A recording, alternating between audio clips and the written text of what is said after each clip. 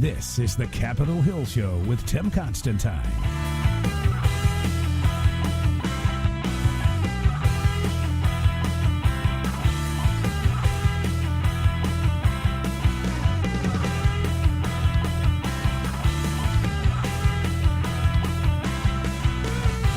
Hi, everybody. It's Tim Constantine with you on the Capitol Hill Show, the finest show in all of radio. This is it. This is the pinnacle of the radio listening experience. When you hear my voice, you know you are getting excellence. Holy cow. It's so exciting. All right, you know what we're going to talk about? To kick off the hour, I want to talk a little bit about money. Oh, you know it. The last couple of days, American currency has been all over the news. No. Those aren't counterfeit designs you're seeing in the newspapers. The money is going to change here in America. It's going to change hands. Oh, God, I wish it would change hands. Those damn 1% are keeping it all, but that isn't what I mean. The money itself, the design is going to change.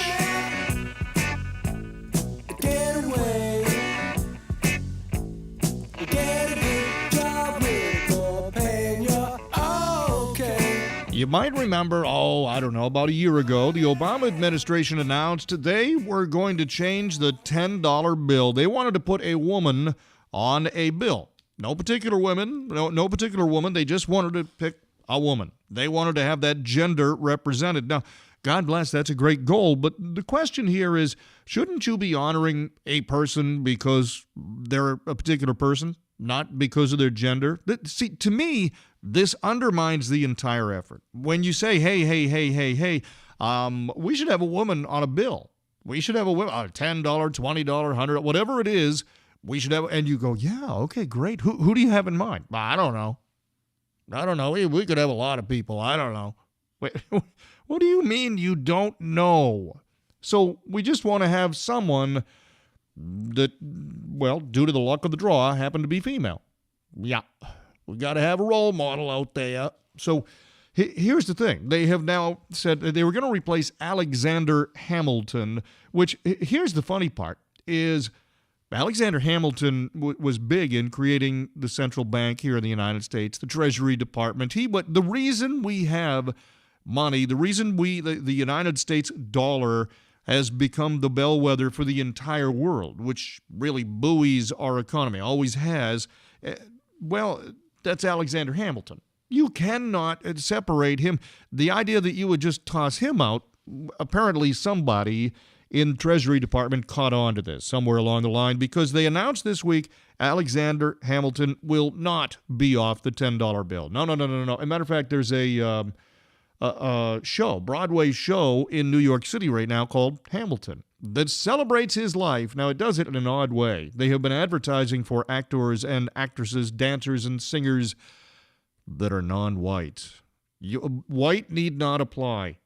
So we've progressed so far since those days that now we just discriminate the opposite. It's not discrimination if you discriminate against a white person. So anyway, I digress. Alexander Hamilton will stay on the $10 bill. Does that mean they've given up with the idea of a woman on currency? No. They have not given that up. In fact, yesterday, Treasury Secretary Jacob Lew announced who the woman would be. Tim, you just said Alexander Hamilton isn't going anywhere. No, he's not.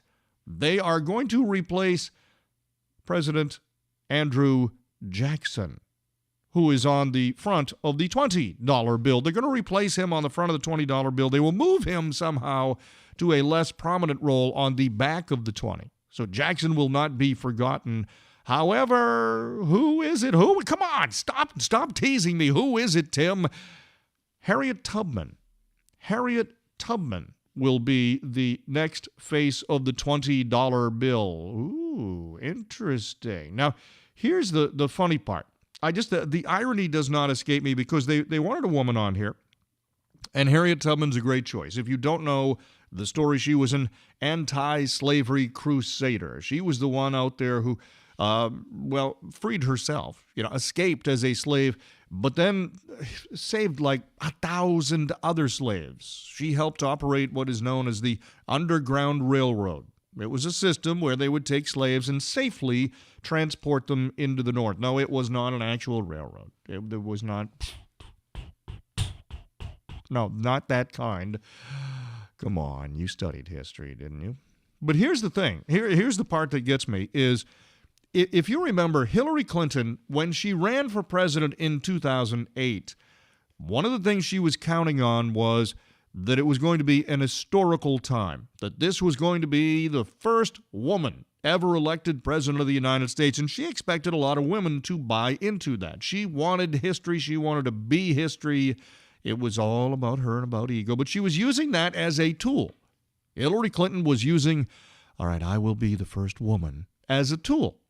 And then all of a sudden this black guy named Barack Obama came along and blew her away. And so history was made in 2008, but it was the first African-American president that was elected, not the first female president. So there had to be a little heartburn yesterday from some people when the following headline came out from Reuters news service. It said, Harriet Tubman to be the first African-American on U.S. currency. Now, truthfully, she's not the first woman. If you go back in the 1860s, people don't know this. I guarantee you people don't know this. But from, Pete, do a little fact checking on me here. Make sure I have these years correct.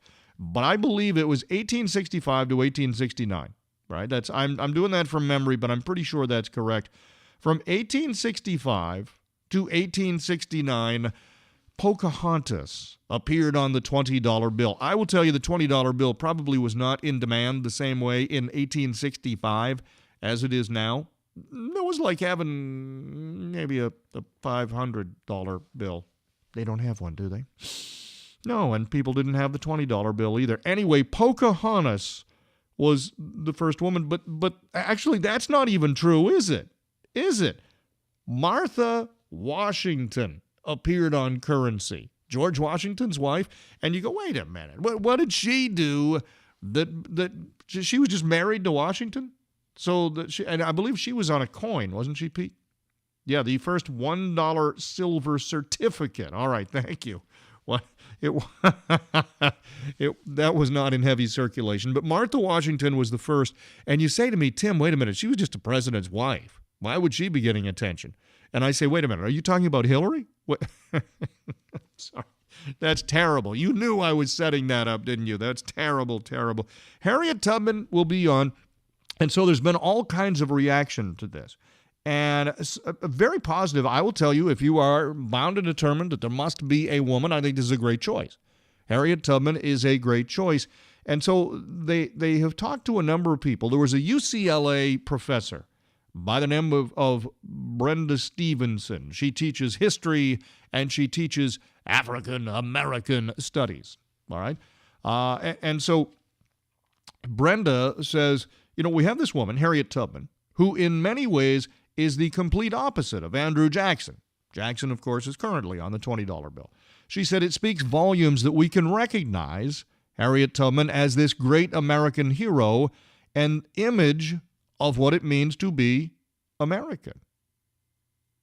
Now, that same professor who teaches African American studies at UCLA said, Andrew Jackson is what we used to think of as a great American hero. He stood for the white, male, political, and economic elite with great military associated with him. So let me just get this straight. You have a college professor who thinks that it is bad now to be white, to be male, to be economically successful. It is bad now to have been in an honored and great leadership position in the military. She's teaching your students. I can't understand why white people and black people are growing further apart, President Obama, when you have college campuses teaching kids that successful white guys were bad guys. Yeah, that's just the elite. It was white privilege, which of course Hillary Clinton is promoting as well. White privilege. Another discussion for later in the show. But there were others who said, you know what, people need to know Harriet Tubman's story. Hopefully this will bring a lot of attention to her. She may make a great role model, but she certainly represents the idea that one person, we always tell our kids this, one person can make a big difference. Harriet Tubman is a great example of that. So this is a big deal. This is a good thing. We like this. But this isn't the only change. The Obama administration is on a roll. He realizes he's out of office in, 8 months? Not soon enough. And so he wants to leave his mark. If you look back, I just got done saying how the professor, Brenda Stevenson out there at UCLA, doesn't like white men and teaches that they're bad. Well, President Obama, very similar in his thought. You've had, if you look at his cabinet, if you look at his leadership team, if you look at the people that advise him, there are nearly no white men. You got Joe Biden as vice president. That was he had to pick something like that when he ran the first time around, and then Joe Biden has been a good and able vice president to him and for him. But when you look around, you don't have a whole lot. You don't have a whole lot. You have had some Secretary of Defense under him, and now the Secretary of State is John Kerry, who he owed a favor to. Truthfully, Barack Obama owed John Kerry a big favor, and John Kerry was out of work and needed a gig, so he gave him Secretary of State. John Kerry has been a disastrous Secretary of State, but other than those couple of positions, there isn't a whole lot where there are white males in the president. So I do think you have a little bit of racism. You have an intentional effort to get away, and that is now going to be reflected in money. When you pick up your dollar, when you pick up money, you are going to see something different. The back of the $5 bill is being redesigned. The back of the $10 bill is being redesigned, and I just told you the $20 bill, front and back, are being redesigned. But the back of the $5 bill will include opera singer Marian Anderson. She was a very successful black female singer. First Lady Eleanor Roosevelt, a very successful female. And civil rights leader Martin Luther King Jr. All right, now this is, one hopes, this is what they tell us, they hope that these will help with history. These will spur, but they also say, the administration, the Obama administration, say all these new faces on American currency, most of them black or female, virtually all of them black or female, perhaps they will mark a shift on attitudes toward role models. All right? I got to tell you what, I don't know that putting a little picture of Martin Luther King Jr. on the back of a bill is going to make him any more of a role model than he already is. A great role model, absolutely. And we teach his history. We teach his story. I mean, there's no downside to this. Believe me, I'm not complaining. I'm not criticizing. That comment seems funny to me, that maybe people will become aware of him and he'll become a role model. I'm thinking MLK Jr. is a pretty good role model right now. Peaceful demonstration. His dream was when a man would be judged on the content of his character, not on the color of his skin, which I wish we would do. Barack Obama does not do that. He does not do that. He makes judgments based on your gender and on the color of your skin. So it's been but he is MLK Jr. is a great role model. All right. So the $10 bill, though, will be the first one you will see changes. I mentioned the $20 bill with Pocahontas. That was 1865. I mentioned the $20 bill with Harriet Tubman. That will start to go to print. That will go for redesign in 2020, which will be the 100-year anniversary of suffrage, when women got to vote. Right? So they want to make a big deal out of this, the first woman. It's not actually the first woman, but in the modern era on currency. All right? So, but the $10 bill will be the next part. Before they ever get to the 20, they're actually going to remake the 20. They're going to keep Jackson on the front, but, they redo the design somehow every now and again just to try to keep counterfeiters on edge. And so they're going to add a whole bunch of folks that have to do with the suffrage movement when ladies got the vote on the back. They will put Sojourner Truth, Susan B. Anthony, Elizabeth Cady Stanton, and Alice Paul. Wait a minute, I've left one out. Lucretia Mott. So they will have all women. So let's see. You got 5 there. You have 3 on the back of the other, and then you have Harriet Tubman. So you have 9 new individuals. One of them is male. He is black, MLK Jr. The other are all women. So Barack Obama is going to single-handedly rewrite the history of the United States. I think the part that disturbs me most about this story is when I hear the college professor. Now, granted, she is teaching a course in African American studies, and that alone tells me probably she has her own bias. And you can say, oh, Tim, why do you assume that? You know it as well as I do. If someone teaches something, they tend to believe in what they are teaching. And so the idea that she makes that statement that Andrew Jackson is what we used to think as a great American hero. Wait a minute. So this woman decided that she doesn't think he's a great American hero. So apparently now society doesn't either. You know what? If somebody goes to war and represents and assists the United States in victory in war, they're a great American hero. That's still true. Regardless, white, black, doesn't matter. Colin Powell, black, great American hero. Norman Schwarzkopf, white, great American hero. You know what I'm saying? But she is suggesting that somehow this has all changed, and I just don't think so. I think she is mired in her own issues. Anyway, I don't want to end on that note. I just want to tell you, currency will be changing. You'll see different faces, particularly on the back, and you will see Harriet Tubman on the front of money everywhere, as long as you have a $20 bill. Let me take a little break. When we come back, can we cover that, Pete? All right. We'll stay on the socially sensitive issues. Yesterday was April 20th. Look at your calendar, insert the numbers, 420. Now, for those people that smoke the weed, that has some meaning. 420 somehow has become synonymous with smoking marijuana. So what happened yesterday on 420? I'll fill you in. Also, racism alive and well, or just being sought out where it doesn't really exist. Wait till you hear the Bob Marley story. The Capitol Hill Show.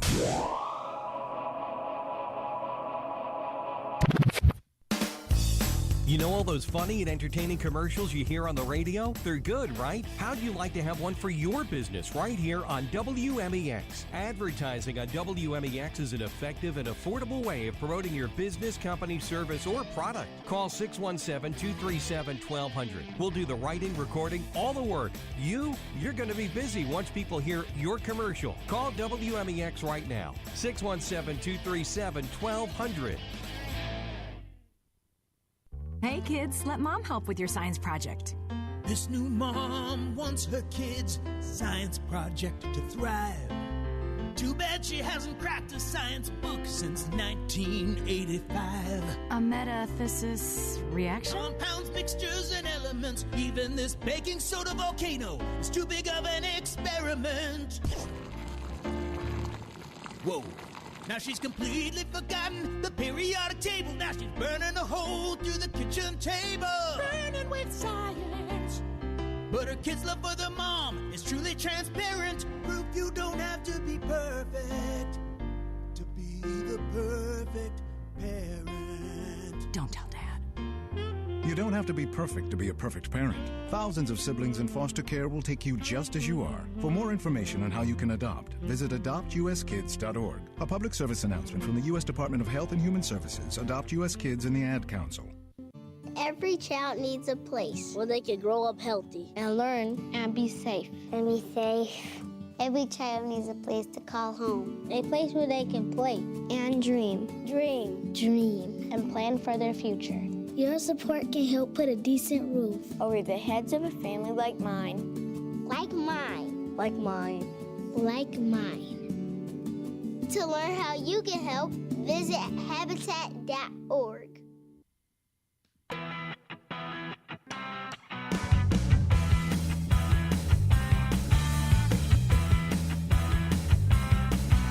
Changing the way America thinks. It's the voice of reason. Tim Constantine.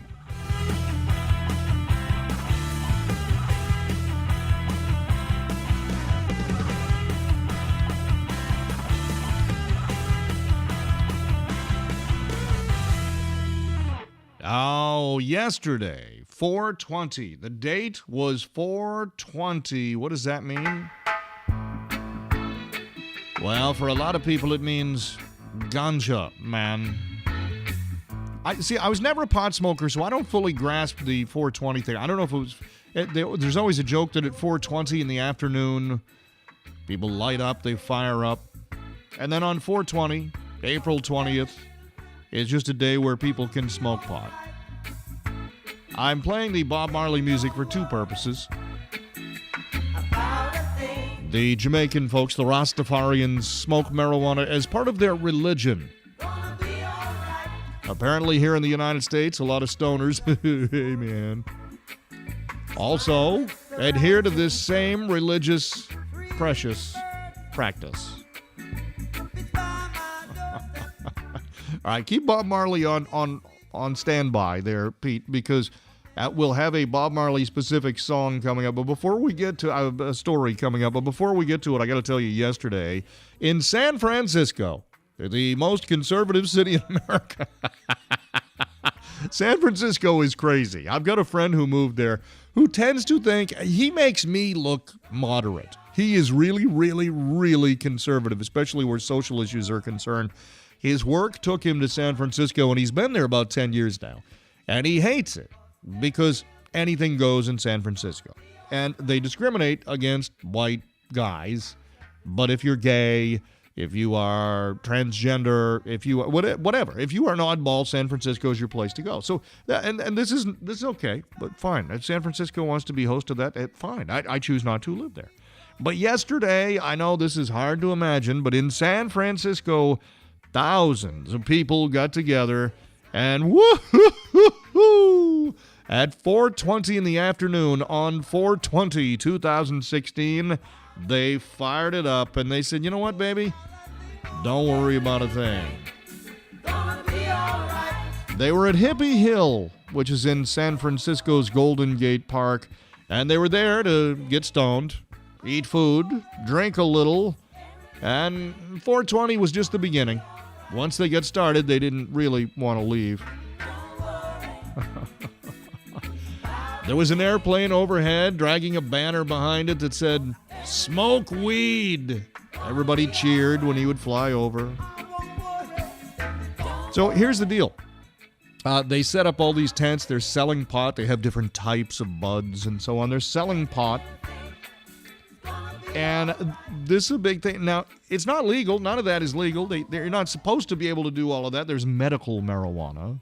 But you are not supposed to be able to do most of that in San Francisco. But, oh, well. They had special pricing. They had everything. There's a 50-year-old woman that shows up. This is an AP report. There's a 50-year-old woman that is there as part of all this madness. And she said, "This is so refreshing." She had just moved from Florida because everything is against the law in Florida. Well, oh, no. Don't kid me. There's a lot of things go on in Florida. They just allow other vices. All right, let me tell you quickly the Bob Marley story before we go at the bottom of the hour. Oh, wait. Before I get to Marley. God, we're going to run out of time. I got to tell the other story then. If you believe medical marijuana is a good thing, if you think it can help human beings, wouldn't it just go to reason that same thing could help your pet? Oh, good Lord. See, I don't believe it helps human beings. I think people just get stoned. I don't think that is helpful to humans. It's never been approved by the FDA, but they keep pushing medical marijuana. But here's the thing. There's a woman by the name of Gigi Griffin. She's out in the L.A. area, and she said, normally you wouldn't think that I would be in a pot dispensary. I would not be out firing up the weed. But she said she's trying to help her 6-year-old Sheltie, Joy, my little puppy. She said, I just knew I wanted to try whatever would help my dog, and she thought getting the dog stoned to bejesus would help the dog. I am not making this up. Her puppy was diagnosed with bladder cancer a couple of months back, and they said, here are your treatment options. You can have doggy chemotherapy, You can have all kinds of things, but all these things were expensive. They're like $7,000 to try to save the dog. And so one of her neighbors said, you know what, honey, I know that's your dog. I know it's your dog that has cancer, but I had cancer. I love when ladies get together. Guys don't talk about stuff the same way. And I said this the other day, men and women are different. Doesn't mean one is right or one is wrong. But I'm always entertained when I watch the ladies because my experience in life is as a male. Now, if you're Bruce Jenner, you've had experiences on both sides of the equation, I suppose. But my life experience has been male, so sometimes I will observe how the ladies live, and it's entertaining to me. I don't mean that in a derogatory way. I don't mean that in a condescending way. I just smile because guys sometimes aren't as bright. Guys sometimes aren't as expressive. Guys are different. So the ladies, this woman with the sick cancer dog, gets together with a neighbor. And the neighbor is empathizing, and the neighbor says, I had cancer. I know your dog does. I had cancer. And so she said, instead of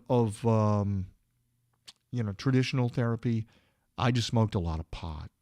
And so this woman, Gigi, says she used her friend's connections, which means her medical marijuana card, to get into the dispensary. And now she spends about $120 a month on cannabidiols, which she mixes into her dog's food. And she said, look at her. She eats well, she's got a lot of energy, and I think she's doing well. We will check in on Gigi and Joy sometime later this year. I have a sneaking suspicion that Joy is not long for this world, if pot is her therapy. But she will be happy and have a little doggy smile on and probably say, I just like the idea that any dog owner is trying to take care of their own dog. You know what? The funny part is, I love my dog. If you listen to the show, I am crazy about my dog. And while I would not go and get pot for him because I would not get pot for myself, I would do what if somebody told me a crazy idea that could make my dog more comfortable if he was dying, I would consider it. I want to make sure he's okay. Anyway, let's take a break. I'm back with more. Sorry to Bob Marley. I didn't mean to mess up there. The Capitol Hill Show. J.P. Morgan is now holding a record 55 million ounces of silver. Goldman Sachs and HSBC recently purchased 7.1 tons of physical gold. What do these fat cat bankers and mega money managers know that you don't? They're expecting another financial crisis, and over time, gold and silver win. Silver is trading below its production costs and is predicted to double by 2020. At Capital Gold Group, we offer gold and silver for direct delivery. Plus, our specialty is IRA rollovers for the ultimate in IRA security. Be one of the first 20 callers today to receive our free gold and silver buying guide. Capital Gold Group is A+ rated with a Better Business Bureau. So call now and see what investing in gold and silver can do for you. Call now, 800-501-9096, 800-501-9096, 800-501-9096. That's 800-501-9096. Paralyzed Veterans of America, National Service Officers. We've got an entire generation of men and women who have seen war. They're going to need voices. They're going to need advocates. Paralyzed Veterans of America is here to help. We're going to make sure that the Veterans Affairs gives them everything that they're entitled to. Get all the health care they need. Making a person's house adaptable for them to go back home and live. Education benefits. And we also focus on getting them a job. And if something happens to the veteran, then, we're the spouse's advocate. We help our veterans for free. The way that Paralyzed Veterans of America does that is through their National Service Officers that are located throughout the United States. Our work is important because people depend on us. And they know when they come to Paralyzed Veterans of America, they're going to get the right answer, and they know that we are there for them 24/7, because we are. Changing lives, building futures. That's Paralyzed Veterans of America. To learn more, visit pva.org. A public service message from Paralyzed Veterans of America.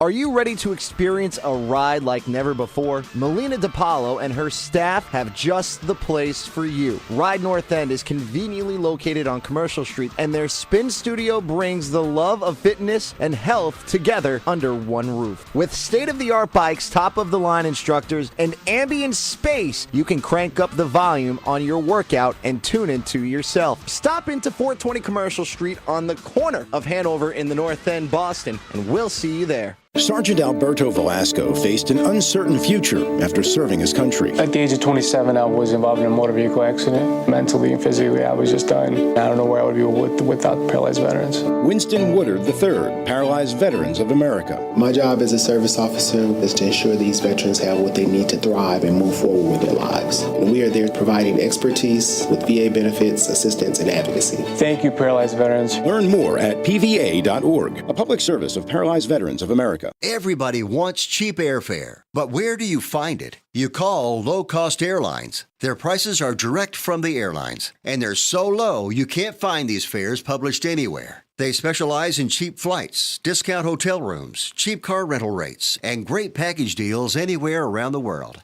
Wherever you want to go, they can help you get there cheaply and with a best price guarantee. If you want the lowest prices on your airline tickets or other travel services, call now. That's right, call. That's the only way to get these rates. Experts are standing by 24/7 to get you the cheapest airfare and hotel rates available. So don't wait. Call right now for the lowest travel prices anywhere and for great last-minute travel deals, too. Call right now. 800-708-3091. 800-708-3091. 800-708-3091. That's 800-708-3091. When Dad needed help getting around, I became his driver. Soon enough, it was up to me to be his housekeeper and financial manager, too. When he moved in, I became his cook and even his nurse. But no matter what roles I play, I know I'm still his daughter.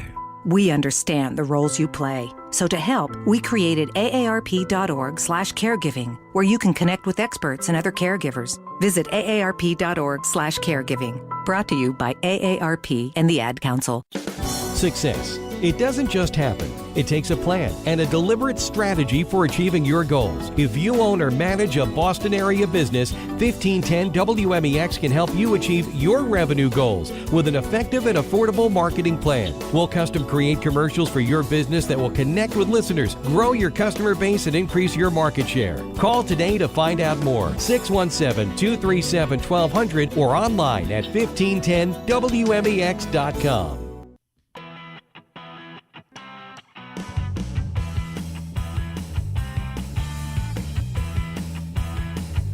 This is the Capitol Hill Show with Tim Constantine.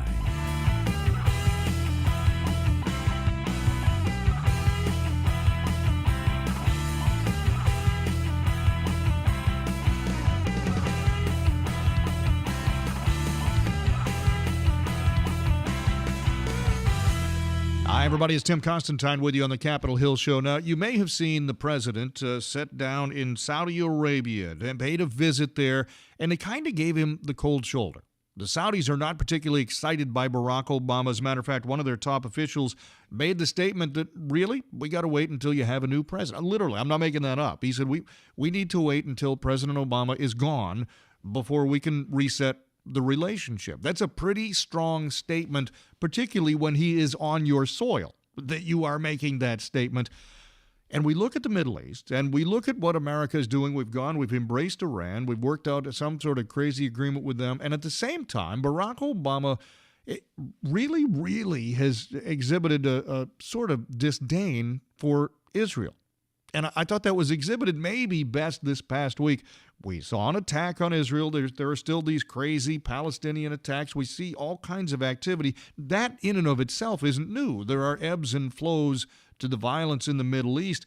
But what is new is the way the White House responds, the way the Obama administration has responded to attacks on our friends in Israel. Joining me right now to talk about it is Republican congressional candidate, also a former explosive specialist under the Joint Special Operations Command, a good friend of the show, Brian Mast. Hi, Brian. How are you? I couldn't do better. How about you? I'm doing very well. Tell me just right off the bat, your initial reaction, A, to the activity in Israel, but B, to the response or lack thereof from the Obama administration. Well, I'll just start by addressing what you said about the relationship between the United States of America and Saudi Arabia. I mean, this is one of those places that we've seen the United States step back simply by our support of Iran, who Iran and Saudi Arabia we're seeing play out to some degree a proxy war in places like Yemen. And so to go and allow Iran this support, I don't blame the Saudis for what they're saying right there. Now, when we fast forward to what's going on right now with this recent bus bombing in Israel, and then Vice President Biden coming out and saying to the leader of the Labor Party, essentially, he can't wait until they get into power. I mean, that is really turning your back on the very successful democracy that's been going on in Israel throughout the tenure of Prime Minister Netanyahu. And I think it's probably important that we look at this as a bombing and say, this is really an escalation of what was going on. For the past, I don't know how many months now, we've been seeing stabbings go on throughout Israel, attacks with automobiles and other types of attacks. And for somebody to conduct a bus bombing or attempt to conduct a very serious bus bombing, they're having to do planning, they're having to do recruitment, they're having to develop the explosives. Again, it was most likely a TATP explosive attack, triacetone triperoxide attack. And this is an escalation that we have to ask ourselves, is this going to be an indication of things to come? When you talk about the Middle East, the word stability is a relative term. But I remember very well in 2012, fuel prices were very high. Gas prices were very high here in the United States. And Barack Obama kept saying, well, it's due to the instability in the Middle East. And I look and I think, how much has this administration contributed to instability in the Middle East? And let's look at that as a comparison between what Prime Minister Netanyahu is doing to work across the Middle East and what Barack Obama is doing to work across the Middle East. Right now, you're seeing new formed relationships throughout the Middle East between Egypt and Israel, between Jordan and Israel, in efforts to counter the terrorism that's going on throughout the Middle East with enemies like ISIS. But then you've seen the actions of President Obama. We've seen, the Russian reset, the Syrian red line, the expansion in the South China Sea, his inability to combat ISIS in the way that he should, his allowing Putin to essentially prop up the leaders of Syria. I mean, this is what we're seeing from the United States side of the house on behalf of President Barack Obama. And that's causing a massive amount of instability, not just in the region, but in the entire world. In human relationships, so let's just bring this close to home, whether it's you or me or anybody within the sound of our voice, we all have friends, we all have family members, and there may be, I've got friends that I've been around since I was 10 years old, and what I see, I'm 51 now, so for more than 40 years I've been around, Rob or Bruce or these various guys that have been in my life. Now, they're not there on a daily basis now, but they have exhibited over 40 years that I can trust them. That if the chips are down, I may not have talked to them for 6 months or 12 months, but if I call and say, hey, Bruce, I need a hand, I know Bruce is going to be there. There are people you can count on. Once in a while, one of those people disappoint you. Somebody, either they change in life or maybe they weren't who you thought they were, but once that trust is gone, it's very hard to regain it. And I look at that on the international stage and I think, how much damage is the United States under the Obama administration doing to our reputation? We have friends like Israel, like the Saudis, like others that don't feel like they can count on us right now. All of a sudden, when the chips are down and they call, the United States looks the other way. How long will it take to recover from that? And that's not an easy question to answer, but the thing is that we have to do everything that we can to work against this. This is an ideological move by the far left, whether you're talking about those that come from J Street, whether you're talking about the BDS movement. We're being sold this lie, or they're attempting to sell us this lie, that somehow the most peaceful country in the Middle East, Israel, is responsible for the fact that there's a lack of peace in the Middle East. And that is just simply not the truth. Israel is everything that the United States of America could possibly want in a country in the Middle East. They have a strong pro-U.S. military. They have a system of human rights for all people. They have freedom. They have democracy. They have everything that the U.S. could possibly want out of every country there: Libya, Syria, Jordan, Iraq, Iran, Egypt. That's what we would want them to look like. And to not give them every ounce of support that we can muster for them, but as opposed to that, give Iran $100 to $150 billion that they can now go ahead and use in efforts of terrorism, that's the wrong move. Brian, you mentioned before that, you know, the planning that had to go into that bus bombing, the effort, the time, everything that went into that. And you've traveled in this part of the world, you've served in this part of the world, and you've seen firsthand the kind of planning, the kind of effort that goes into an attempt to destroy other lives. What are we seeing here? What are the best steps? Obviously, we want to support our friends, but what are the best steps that we could be doing that maybe we're not doing right now to bring true peace in the Middle East? Well, we have to make sure that we show strength on behalf of our ally, that we let them know that, you know, wars have consequences. And there was a war fought in 1967.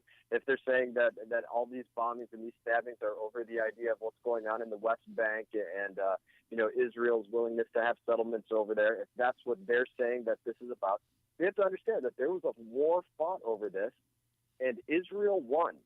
And these are the boundaries of what was established there. And this is within Israel's right. And if they think that there needs to be a two-state solution, then this needs to be conducted between Israelis and Palestinians and not through some third-party intermediary, because it's never going to work in that way. And I think we have to show the strength that we're going to have Israel's back throughout all of this, not those that have traditionally made themselves enemies to the United States of America and Israel. Brian, I always like talking with you. You've got a race on your hands right now. You are running for United States Congress down in Florida. You are not the only one running for that seat. If people want to learn more about your campaign, if people want to contribute to your campaign, how and where do they find you? People can find me on my site. It's mastforcongress.com. That's mastforcongress.com. Mastforcongress.com. It's Brian Mast. Brian, thank you, my friend. I hope we talk again soon. I'll look forward to the next time. Take care. Great guy. You know what? One of the complaints we have, all of us, we will complain about Congress as a whole. We need more guys like Brian in there, man. That's what we need. Common sense, real life experience. God, I like that guy. All right, let's take a break. I'm Tim Constantine. This is the Capitol Hill Show. Back with more in 2 minutes. 2 minutes.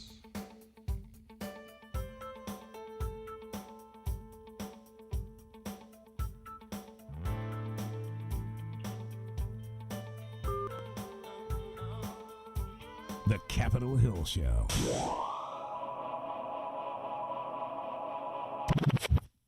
Want to reduce your risk of heart disease, diabetes, and stroke? Simple. Eat right. This is registered dietitian nutritionist Melissa Dobbins. A healthy diet can mean a healthier you, so eat a variety of proteins each week: seafood, lean meat, poultry, beans, and nuts. Fill half your plate with fruits and vegetables at every meal. Choose foods that are lower in calories, fat, and sodium. Limit your alcohol and maintain a healthy weight. Let a registered dietitian nutritionist help you achieve your goals. Find one near you at eatright.org.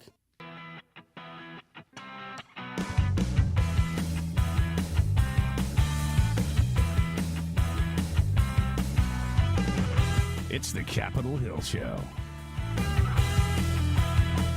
And now, America's favorite game show host, Tim Constantine.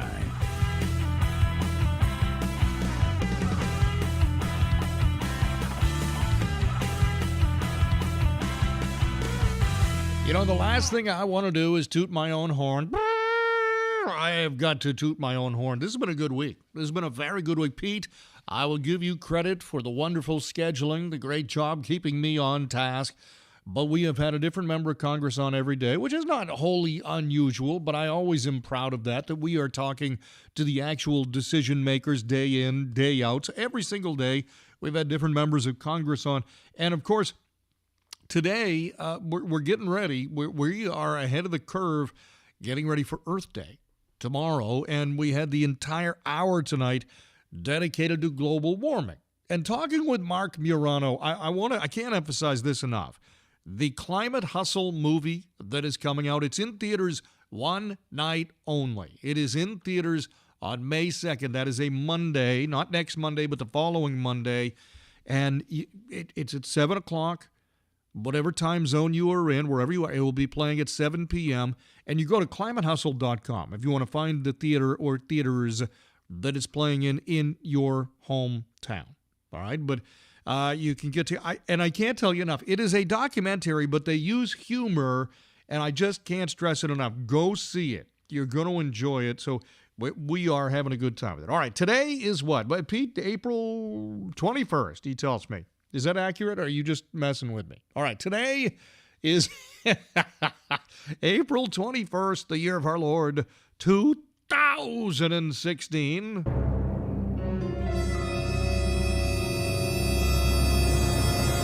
And now it's time for This Day in History. Indeed it is. Every single day on this blessed show, we like to look back throughout history on the calendar date that we're working on. Today, that would be April 21st. Find out what happened that was really, really important on that day. All right, Maestro, without further ado, you give me the music, I will give you the history.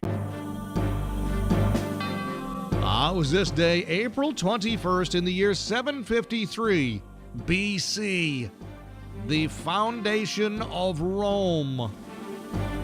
What? Rome was founded on this day, 753 BC.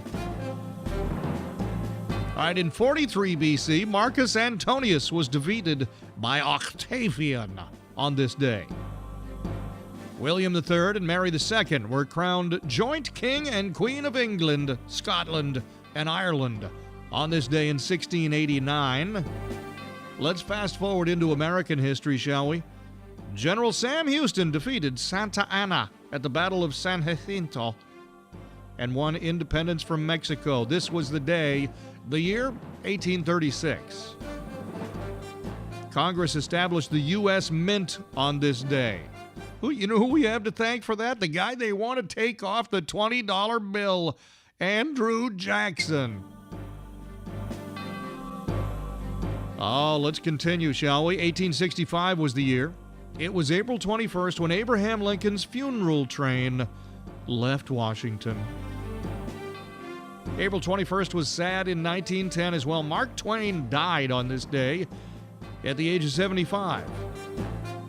1916 was the year. It was this day when Bill Carlisle, the infamous last train robber, robbed a train in Hannah, Wyoming, doing what he did naturally. 1918. God, a lot of things happened on April 21st. 1918, German fighter Baron von Richthofen, also known as the Red Baron, he was shot down on this day and killed. April 21st, 1943, Franklin D. Roosevelt announced that Doolittle pilots had been executed by the Japanese. Pete, I don't know why it is taking me so long to work. Go ahead, that's it. Thank you. This could be the longest day in history. Yeah. There are days where I get a little off track. There's some days where there's a lot of things in history that happened, and today happens to be both. All right, 1960 was the year. I got a lot of minutia in my history today, don't I? 1960 was the year. It was April 21st when Brasilia became the capital of Brazil. The last South Vietnam president, Nguyen Van Thi, resigned on this day in 1975. And finally, it was this day, April 21st, in the blessed year of 1995, that federal authorities arrested Timothy McVeigh in connection with the Oklahoma City bombing. Wow, all of that and more on this day. Could there be more? That is the longest this day in history I have ever done. Good Lord. How do we do that? Just take a deep breath. All right, give me a transition, Pete. Give me something. The Capitol Hill Show. Oh, thank you, kind sir. Hey, let me tell you what we got coming up tomorrow, all right? Very important day it's Earth Day. It is Earth Day. They're going to save the planet tomorrow. It's official. Tomorrow will be the day. April 22nd, 2016 is the day the planet will be saved. But I also am going to spend some time tomorrow working on Obamacare. Let me tell you my story very briefly. For 10 years, I've got a son who's 12 years old. And since he was just, maybe longer than that, I think I actually had this when he was born. I did have the same when he was born. So more than a dozen years, I had the same insurance. Very happy with it. Price went up only by 1 or 2%, if that, annually. It was a great plan. I was happy with it. I loved my plan. However, when Obamacare passed, my insurance company decided they did not want to put out a product that met the needs, met the requirements of Obamacare, and so they no longer offered my plan. If you like your plan, you can keep it. Well, not in my case. I loved my plan, but I didn't get to keep it. So I ended up with a plan from United Healthcare. Really? Yeah. It fit the needs the best out of a limited market. It fit the needs the best of my family. As it turns out now, they're going to pull out of the whole Obamacare healthcare world. So now I get to go shopping again. So tomorrow we're going to dissect Obamacare. Has it been a success? It hadn't been for me, but for other people? I'll see you then. Have a good night.